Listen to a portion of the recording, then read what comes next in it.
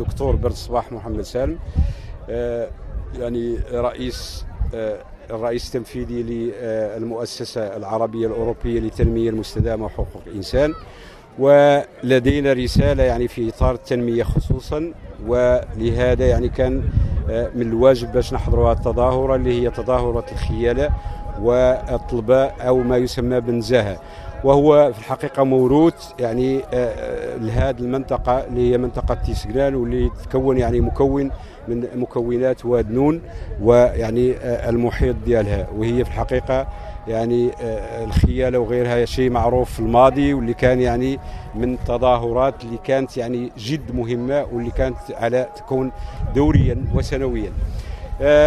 كيف قلت يعني لنا الشرف يعني حضرنا امس في هذا يعني الافتتاح، واللي كان يعني افتتاح جيد. وكذلك لدينا رسالة في هذا الإطار هذه من خلال تجربتنا ومن خلال المؤسسة اللي نترأسوها، على أننا سنقوم يعني بتوجيهات، ولماذا لا تكون يعني شراكات أو تعاون مع بعض الجمعيات.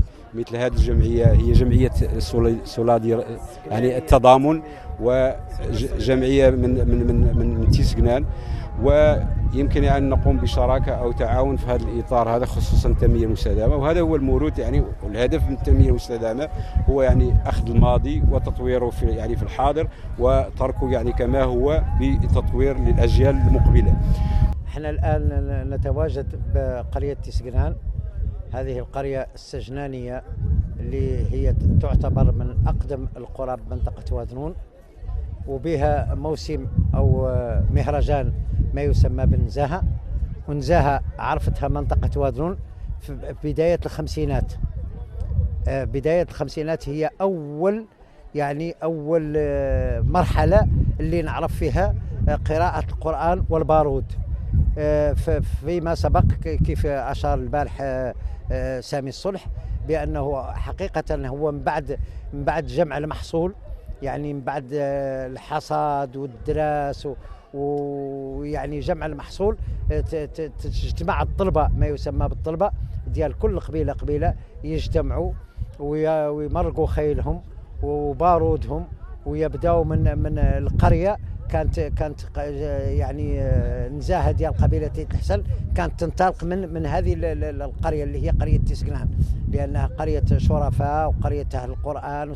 كانت البداية تنطلق منه، يفوتوا في ذاك اللي مفوتين، وينتقلوا من بعد القصابي، ومن بعد القصابي للعبودة والمويفيس والشويخات، يعني القرى، ومن بعد ينطلقوا للمدن خارج الإقليم، كيف يمشوا لطنطان عند قبيلتهم يستقبلوهم، وفي الليل يبات يقرأوا القرآن، وعشية النهار لعب الخيل.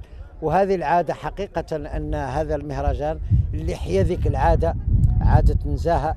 ونزاهة كيف ما يدل على اسمها، أنها يعني تجوال في واحد الوقت اللي يعني في الصيف، تجوال في جميع القرى، ويعود فيها لعب البارود، ويعود فيها قراءة القرآن. وهذه عادة الحمد لله اللي كنا نعرفوها، ونتمنى من عند الله تحيا، لأنه الآن حاليا حل محل النزاهة، حل محلها ما يسمى بأمقاقير.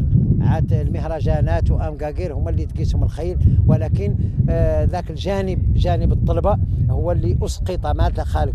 وإحنا ذريك بغينا انطلاقا من هذا مهرجان نزاهة باش ترجع ذيك العادة ديال الطلبة، يعني قراءة القرآن ولعب الخيل، ترجع ذيك العادة القديمة اللي كنا نعرفوا فيها أباتنا وجدودنا.